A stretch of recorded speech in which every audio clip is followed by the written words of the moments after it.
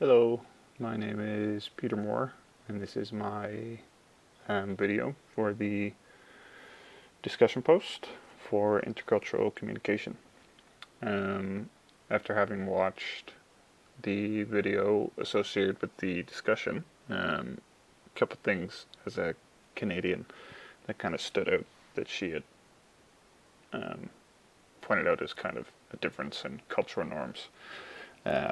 The traffic, in the GTA and North America in general, we have such heavy traffic flow. So much of our space, talking about the value orientation of space, so much of our space is kind of taken up by the need to cover distance and to get to work, and kind of a dominance over nature in that sense. Second thing was the school buses. As someone who grew up in the countryside, took a school bus to school every day. So that was interesting to hear that she was not used to them. And then the taxes not being included in the price, I'm not sure why we do it that way. Most of the world doesn't do it that way. When you see the price, that's the price you're paying. So those were three things that kind of stuck out to me. For the first culture shock, I wanted to talk about how an experience I had in my first year of university, where a friend of mine from Egypt once asked if, while we were walking down the street, if we could hold hands. And I asked him about that, and I learned that in a number of Arab cultures throughout the world, men, when walking together, will hold hands. And it's platonic. And it kind of relates to the value orientation of gender roles and gender norms, and also kind of societal structure.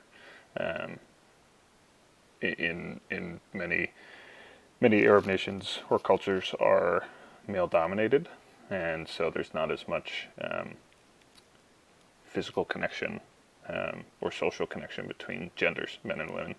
So men form these little norms of physical connection between themselves, and one of those is holding hands in public. The third culture shock would be when I went to Cozumel, Mexico. In Cozumel, the number one industry is the tourism industry. So a lot of people who live on the island work on the island, and they work in the tourist industry. And they work long days, and they don't get off work until, let's say, 9 p.m. And so what you'll see in the public square in Cozumel is families, parents and children playing and get together and spending time with each other, because that's when they are able to.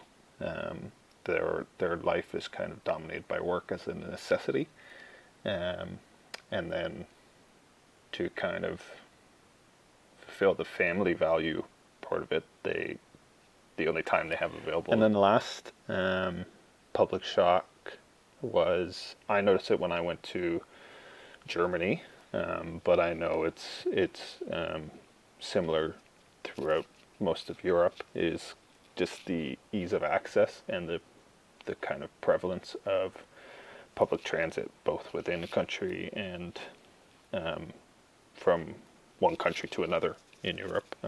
It's a lot more cost effective, it's a lot more efficient, it's a lot easier to take, let's say, a train or a bus, and you don't see as many cars. Obviously people drive cars, but in relation to the video we had to watch for this post, where she's talking about, traffic in the GTA, how it's just so dominant and chaotic and busy. In a lot of European countries and cities, people work closer to where they live, and even if they have to travel for work, there's just not as much land. There's not as much distance to travel. And if you had to travel an hour and a half, you'd much rather just take a train, because over there it's easier and it's cheaper. So that's kind of the last shock. Thank you for watching my discussion post video. Bye.